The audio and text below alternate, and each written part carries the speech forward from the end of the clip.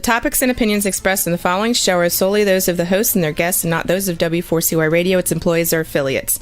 We make no recommendations or endorsements for radio show programs, services, or products mentioned on air or on our web. No liability, explicit or implied, shall be extended to W4CY Radio or its employees or affiliates. Any questions or comments should be directed to those show hosts. Thank you for choosing W4CY Radio. Welcome to the Ask the Expert show on W4CY Radio and Talk4 TV, where we bring you educational information from top local experts in the fields of legal, health, financial, and home improvement. Now sit back and listen to experts in family law, association law, hearing loss, business brokers, home care, along with many other topics. Now here are your hosts, Steve-O and Sophia. Hey, good afternoon. Welcome to another Ask the Experts. We're here in beautiful South Florida. That is actually pitch black here right now. I think we're getting ready to get a major rainstorm. You know, this is the first Thursday of the month, which means K-Bender Rimbaum. And I can't believe this is like the first time, maybe in the last 7 or 8 years, around the 4th of July, that we didn't get a bunch of questions about fireworks. We got 0 questions this year about fireworks. But anyway, let me introduce you to our friend. He's been with us longer than anybody else. They're also with us in our Tampa market as well as our Orlando market. Let me welcome to you senior partner, Robert Kay. Good afternoon, Robert. Good afternoon, Steve, and everybody out there. Happy July.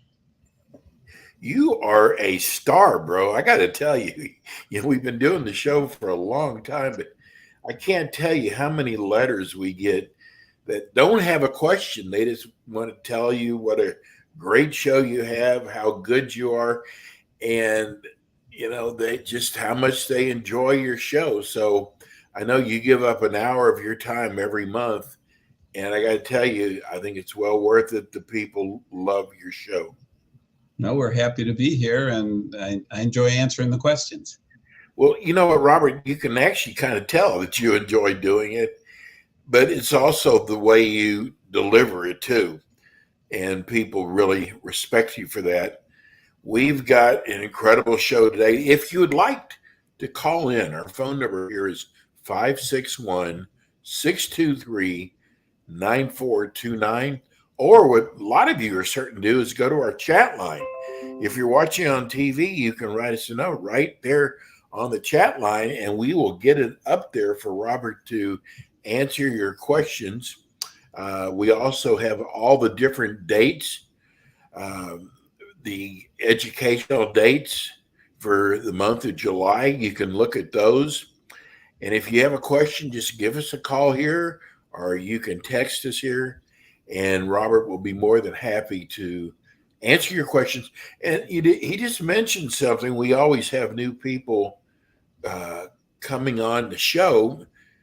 It's amazing. Every week we get people going, I found your show I was looking for something else, found your show. How long have you been doing the show? And it's amazing how many new people we get every week. So, Robert, I'm going to ask you to do this again. Tell people about K-Bender Rimbaum. K-Bender Rimbaum has been actively participating and representing community associations since 1992.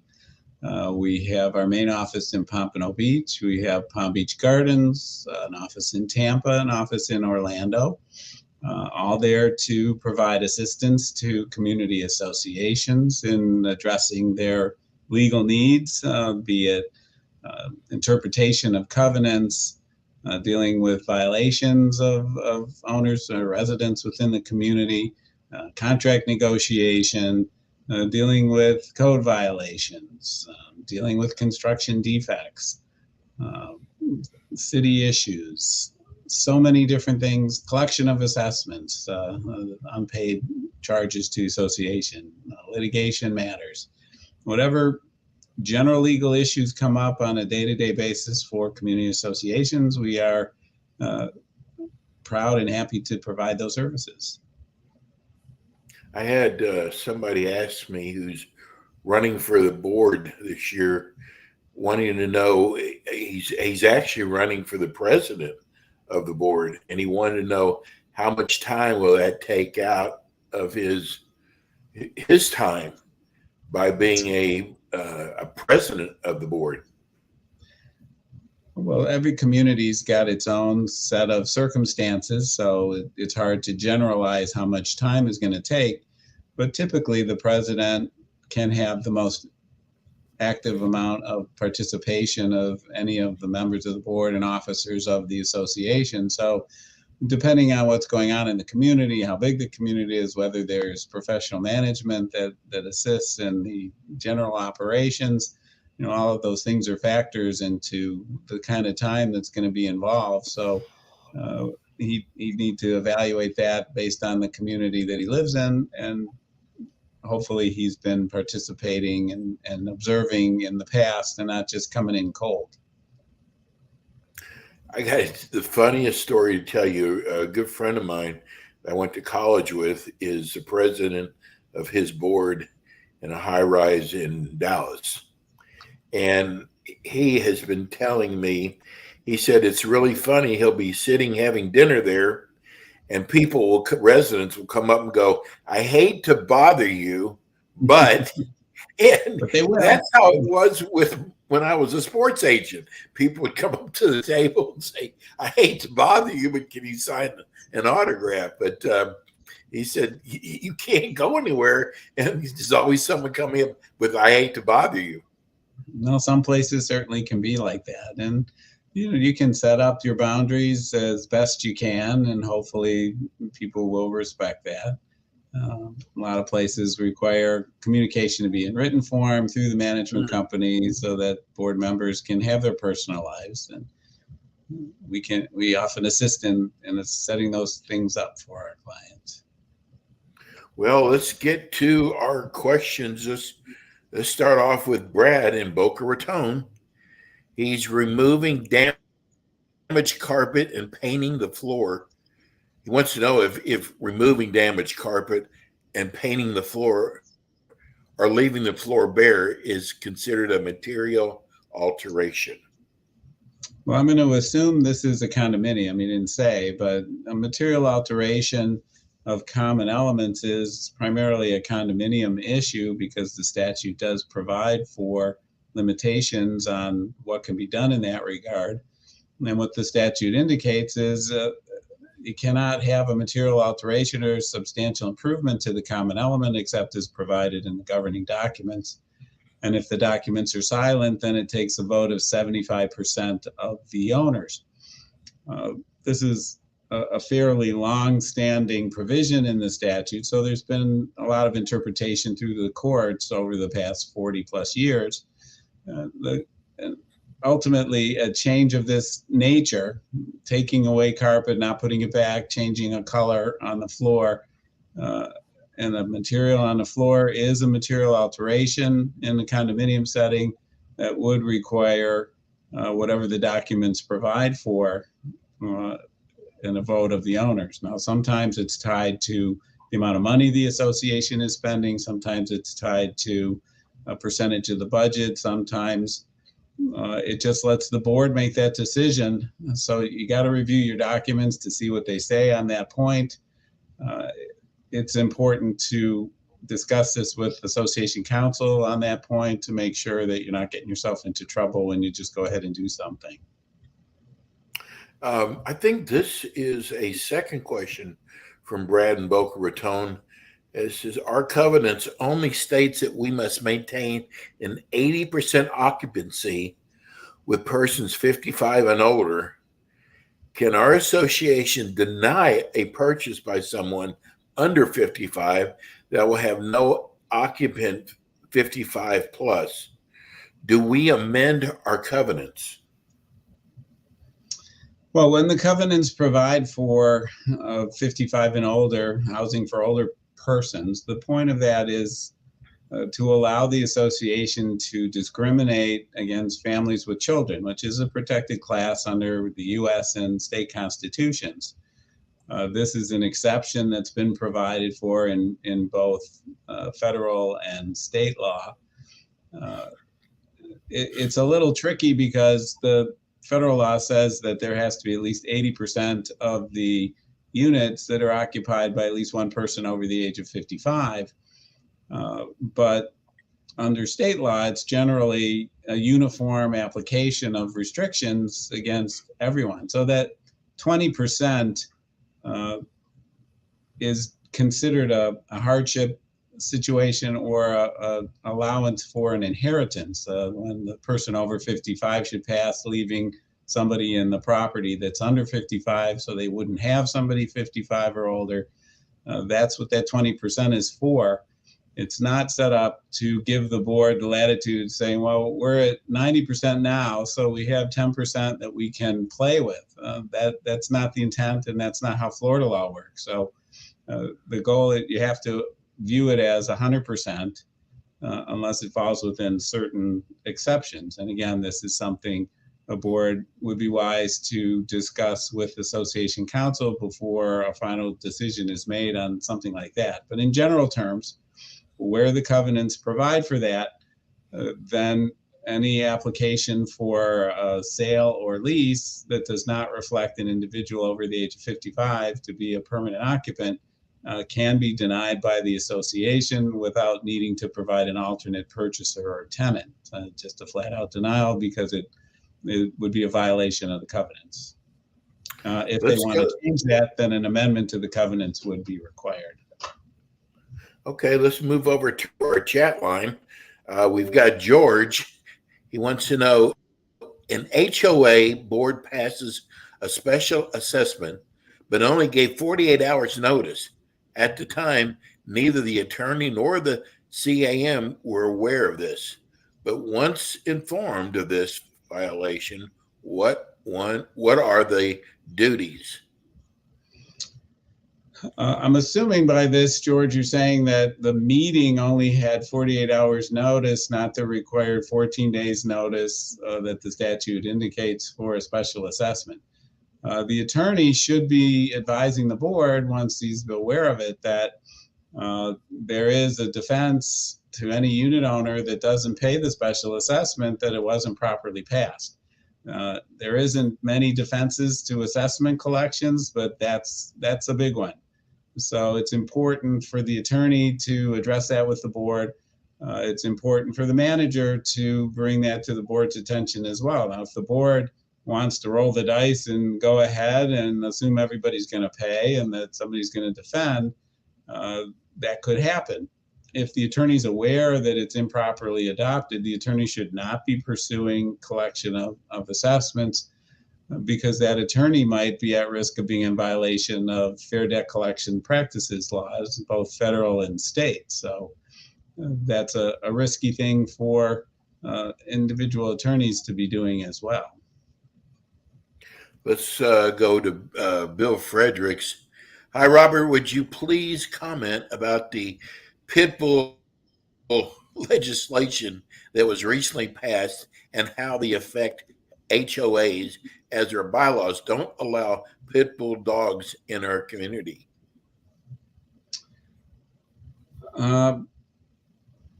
When there's legislation that protects something and the covenants restrict it, the legislation is going to supersede the covenants. So the board will not be in a position to be enforcing a restriction of a nature that would violate legislation. You know, it's funny. You do your Ask the Lawyer, which is amazing.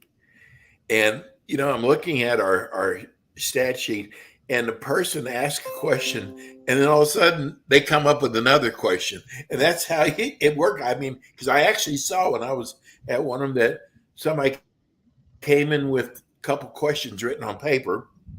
But as we went through, you and Michael, they started asking more and more questions. And I see that's what's happening with our chat line. Same exact thing. Here's Bill again. He wants to know, how important is it for HOAs to have local attorney representation versus using a firm out of town? Well, in today's world, it's less important than it had been in the past because so many meetings are now being handled remotely on a platform such as Zoom.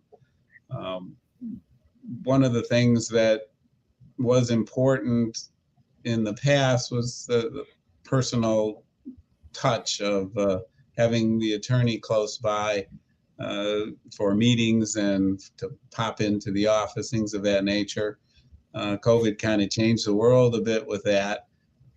But as long as we're all in the same state and the laws are all pretty much the same, there are local variations that attorneys are pretty well versed about.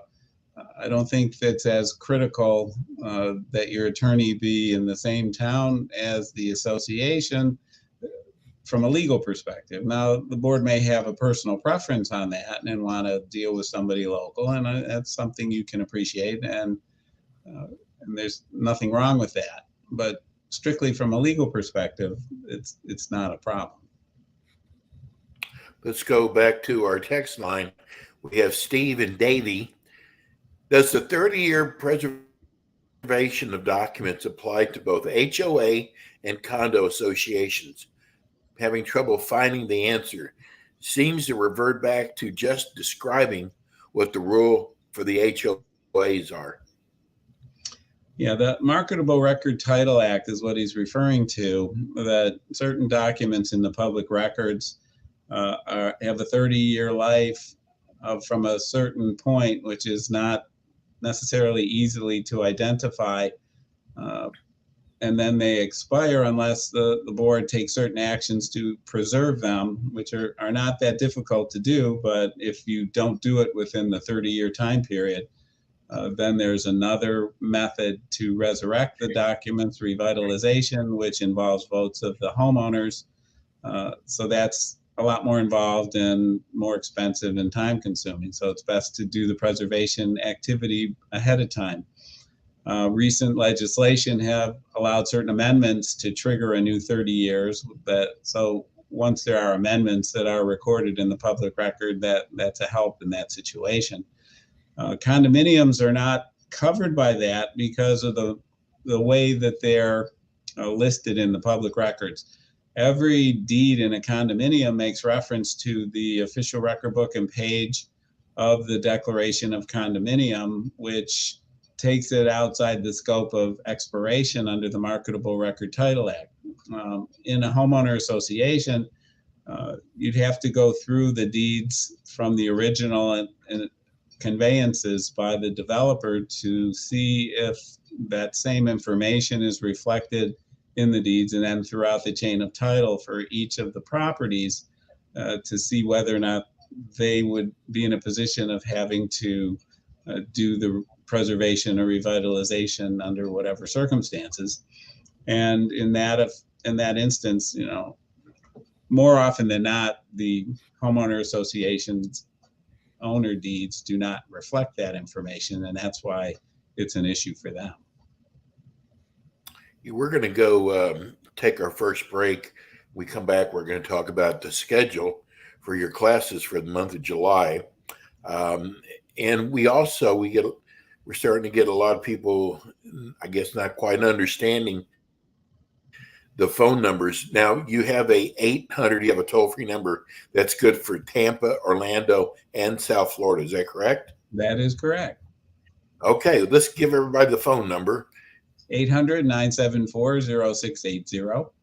You can also write to us at info@kbrlegal.com or go to the website, kbrlegal.com, and there's a contact box on the main page that you can fill out, and someone will get back to you from that. I take your website is great for an association. There's so much great information on there delivered by your attorneys. Anyway, let's go to break. When we come back, we have more with K. Bender Rimbaum, attorney Robert K. We'll be right back.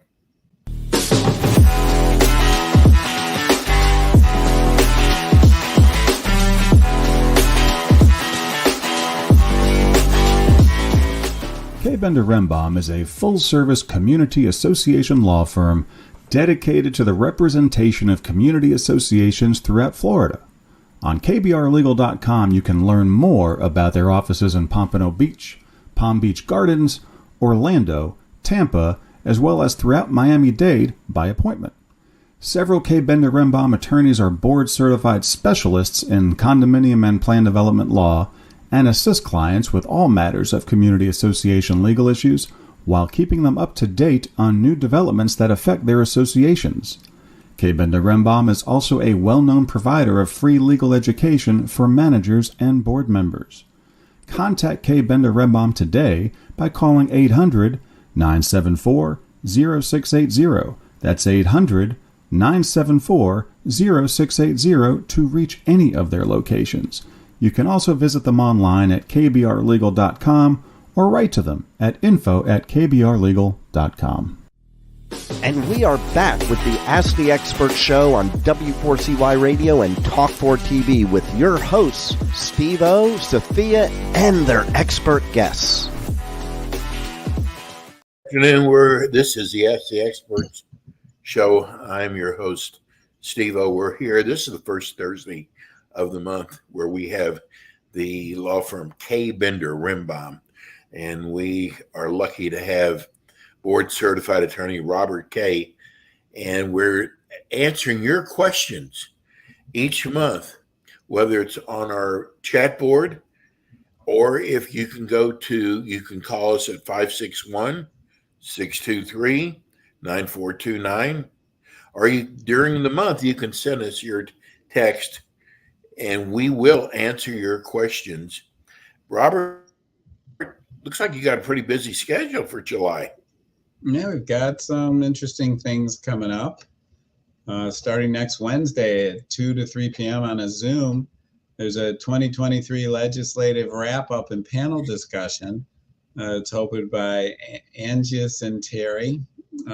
Lisa McGill from the Pompano Beach office will be participating in a panel discussion over legislative changes that were made this year. On July 18th, Tuesday, from 2 to 3:15, another Zoom presentation on guest restrictions and screening tenant and new owners. At 2 to 3:15 on Zoom, Alan Schwartzide from Orlando will be teaching that course. There is some CEUs available for management in that particular presentation. On Tuesday, July 25th, 12 noon to 2:30 p.m., live in the Orlando office and via Zoom, Alan Schwartzide will be presenting Homeowners Association Board Member Certification course.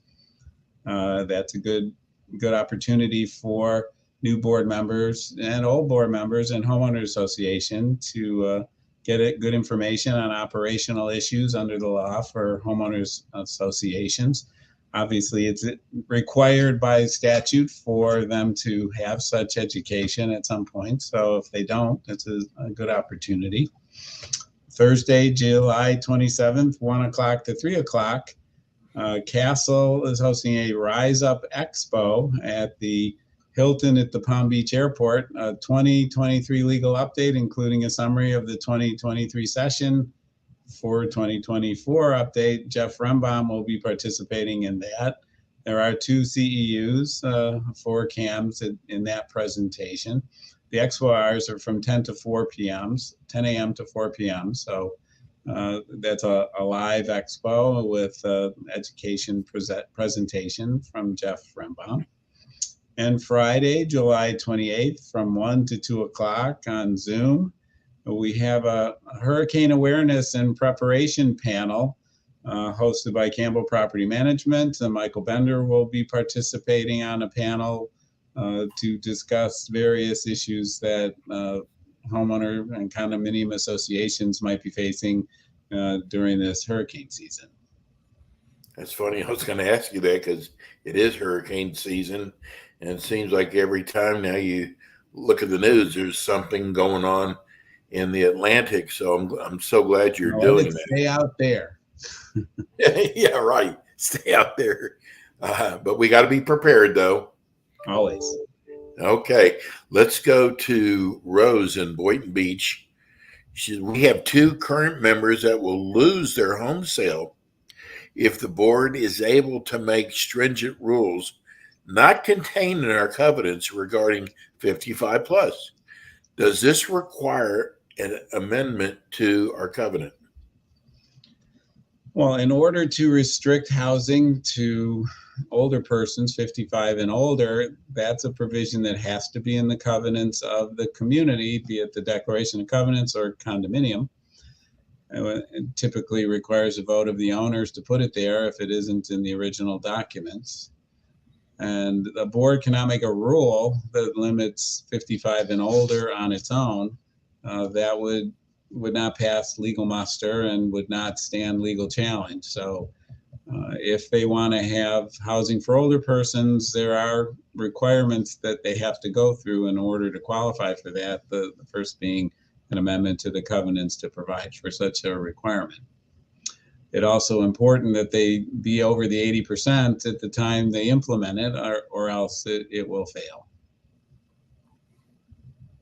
Let's go to Michael on the chat line. He says, our HOA declaration and bylaws specify no procedure for a board member recall. Is there a language in 720? There is. Bylaw. Okay, good. The bylaws do state a 33% of the eligible members to declare a special member meeting. Well, both the condominium and the homeowner statute, 718 and 720, do contain provisions on recall.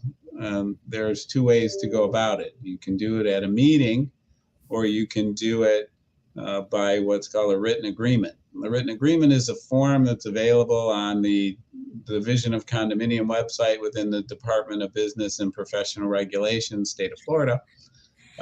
And they have a form for condominiums, a form for HOAs. The division does have some jurisdiction for homeowner association recall issues.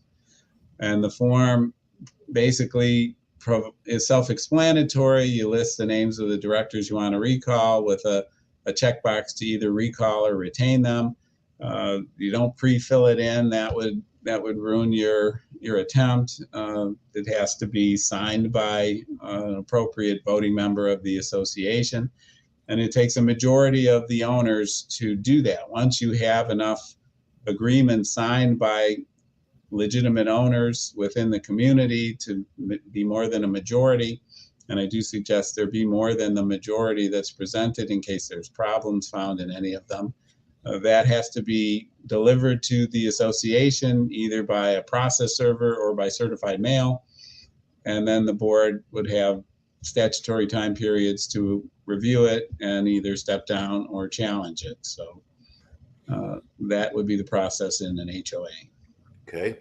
This is from Jackson in Palm Beach Gardens. We have a separate finding committee. Do they have to open their meetings up to the residents also? Well, HOA Chapter 720 provides that meetings of the board and meetings of committees, certain committees, most committees of the association, where a quorum of the board is present or the committee is present, has to be properly noticed and then allow owners to attend and participate. In a finding committee meeting, the participation of the owners would be very minimal because that's not appropriate for a finding committee meeting that's reviewing a request from the board to impose a fine upon an owner allegedly in violation. But it does have to be noticed and open to the owners to observe. Let's go to Jonathan in Sunrise. If our condo has been certified for 40-year certification, will it still need to be inspected again? Assuming your condominium is over 3 stories, the 40-year inspection is good, but it's not what the current statutory changes are contemplating, and there will still have to be compliance with those requirements on those inspections on the structure. So you can't rely on your 40-year inspection to supersede that.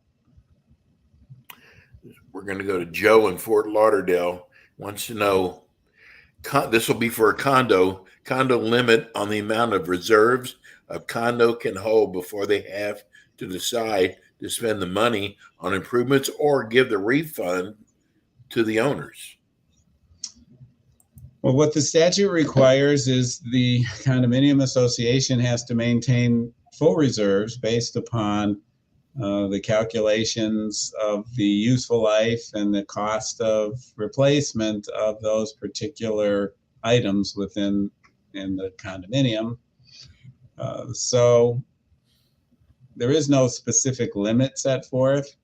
It would be dependent upon the calculations of whatever entity or individual the association uses to do its calculations on the useful life of the individual item and the cost of replacement. Once you've reached the total that's been estimated for the replacement cost, that item would be considered fully reserved, and then the association would stop collecting on that particular item. Having excess reserve funds could be problematic from an accounting and tax perspective. The statute doesn't have a provision that indicates if you collect too much, you have to give it back. If generally speaking, if you have more money than you need, it's considered county surplus. The association would then have the option to give the money back or apply it to future assessments, which is typically what is done in a condominium association. This has got to be someone new to the show, because we've discussed this for years, but I bet it really is a good question. This is from William and Davey about voting certificates. Wanting to know, can you explain voting certificates? I can, and I will. Yeah. That's going to be dependent on your documents, whether or not they're required. But a voting certificate is basically the name that it's often referred to as. It's a certificate of designated voting representative. And what it involves is when a unit is owned by more than one person or by an entity, a corporation, an LLC, a trust, anything other than a natural person, then the voting representative for that unit has to be designated on the voting certificate by the owners, and they all sign off on that. And then all the votes for the unit are by that indicated individual on the certificate, and that's its purpose. You don't have to update it regularly unless you're going to change it. Once you've submitted a certificate of voting representative to the association, it stays on file and until there's a need to change it. And that person would be the only authorized voting individual for that unit. Typically, if it's a corporation, the documents will provide that it be a designated officer of the corporation. In a trust, it could be the trustee, could be a beneficiary, but it does have to be a natural person. And that's, in a nutshell, what it is. Okay. Let's go to Becky in Pompano Beach. We've asked everybody to kind of identify if they're in an HOA or a condo, and you guys are getting better. I will give you credit for that. Becky lives in an HOA. Is our board obligated in the statutes, which requires a notice when a payment is due? Shouldn't that be spelled out somewhere? Well, it actually is spelled out in both 718 and 720. Relatively recent, it's probably 2 years ago. There were changes imposed that requires, prior to attorney involvement, the association has to send a 30-day notice to all owners, notice of late assessment, it's called. And in that, there's a language that's required, set forth in the declaration, or I'm sorry, in the statute, that the association should substantially be following. That indicates that the account's past due. There's a 30-day notice before it goes to the attorney. Then it sets forth a specific assessments that are unpaid. If interest accrues, it has to indicate what the rate is, and it gives them 30 days to come current, or the matter be referred to further collections by the association's attorney. That's a requirement for both condominiums and HOAs before they can pursue formal collections through the attorney. We review every new collection matter to make sure that the notice letter is in compliance with what the statute requires before we'll start to pursue. Over the 2-year period, we've had to turn back a number of requests for collection when the letters were not in compliance. But lately, I think everybody's got it figured out, and we're pretty much seeing most of our clients having those NOLA letters properly prepared. Let's go to Robert in Deerfield. We are in a condo, and the board of directors has decided to build a tent for the termites and leave. They want the owners to leave the building for 3 days. Several do not want to leave their unit. What can the board do to get them out? Well, termite issues are important and have to be addressed by the association in the manner that this particular association is proceeding. And all the owners, all the residents have to vacate the premises during the eradication treatment, because this is poison that's going to be injected into the building, and all the units have to be properly prepared. Anything that's perishable has to be either removed or properly sealed in appropriate containers before the treatment begins, and nobody can be in the units during the procedure. If an owner refuses, then the association is going to have to go to court and get an injunction to compel them to get out, and that can be done relatively quickly. They're endangering the building, they're endangering the other unit owners by refusing to vacate.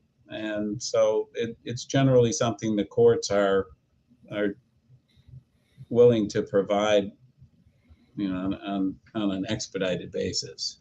Why would a person not want to leave? It happens more often than you would think. Well, let's go to Ashley. She's in West Palm Beach. HOA president and property manager decided to remove a tree without a permit. Landscaper did not meet the code qualifications, and we are to be fined. Can we see a copy of the bills paid for the last 12 months, as we think there are times we didn't know about it? I think we are being mismanaged. Well, all of the official books and records of the association is available to the inspection of a unit owner and a unit owner's representative upon a written request being submitted. Now, some communities require that request to be by certified mail, some do not. Some it could be by an email. There's different ways to do it. It depends on whether the board has adopted a procedure or not for that particular issue. But yes, all of the items that this owner is asking about should be in the official records and available to them for inspection and copying. They can bring their own portable copier, use their cell phones, or ask the association to make copies, which the association can charge their copying costs for, and then they get the information that way. Okay. Oh, here's a name you're going to love. Jaja in Boca Raton. I live in a condo where there are no pets allowed, even though there are rules for support animals. What are the rules on a second dog they call a support animal? Well, the fair housing laws do not limit emotional support or service animals to a single one. You can have, there is no limit as to the number of animals that could qualify under the law, so long as a qualified medical provider has indicated the appropriate need for them and meets the statutory requirement, which are, it's a pretty low bar for a provider to meet. And there are many instances in which an owner has multiple service animals that do qualify, and the association is required to allow them into their no pet communities. Let's go to Guy and Michael in Deerfield. He wants to know, are email requests for an official association document valid, or should we follow up with a certified mail receipt? Well, certified is always safer, but it depends on the procedures that the board in that particular community have set up as it stands. If they send an email and they don't get a response within the couple of days, then the certified letter might be a good idea. It could be a violation by not, but if their goal is to get to the records rather than having to deal with litigation issues, certainly go by certified mail. Let's go Guy in Pompano Beach. I was waiting for one of these to come up. If a condo is towing with improper signage, would that make it automatic win for the unit owner, and would attorney fees be paid? Assuming the improper signage is the only issue there, like there are other ways that associations can tow vehicles without the signage, and that would be actual notice to the vehicle owner of what's going on. In the absence of that, if the signage is not statutorily compliant, the statute does provide that that's going to be something the unit owner, the vehicle owner, is going to prevail. And yes, attorney fee recovery is part of that. Well, Robert, what is considered improper signage? Well, the statute, it's 715.07, provides for how you can remove a vehicle from private property. And within a community, there are certain signage requirements that will be where the vehicles are going to be taken to, and a telephone number that you can reach 24/7. And they have to be located at specific points at the entries of the community, or if there's multiple entries, then in various points throughout the community. So if the signage fails on any of those, then the towing facility can't be beyond a certain geographic distance from the community, depending on the population of the community itself. So those items are all factors into whether or not the signage is legally correct. It could be an old sign from an old company. They got a new towing company, didn't replace the signs. That would fail. Okay. Well, we're coming to the end of another show. This show goes by so fast. Robert, give everybody the phone number for all three markets, South Florida, Tampa, and Orlando. 4. I guess South Florida counts as one. We got Palm Beach Gardens and Pompano Beach. So 800-974-0680 would work for that. And info@KBR Legal will get to the right party. Or on our website, kbrlegal.com, there is a contact box on the homepage that anyone can reach and fill out and get a response back that way. And if you've missed part of the show, or if you want to replay the show for board members, all you have to do is you can go to YouTube and enter Ask the Experts TV show, South Florida, and today's show will come up. All the shows are up there, and we just so appreciate you listening.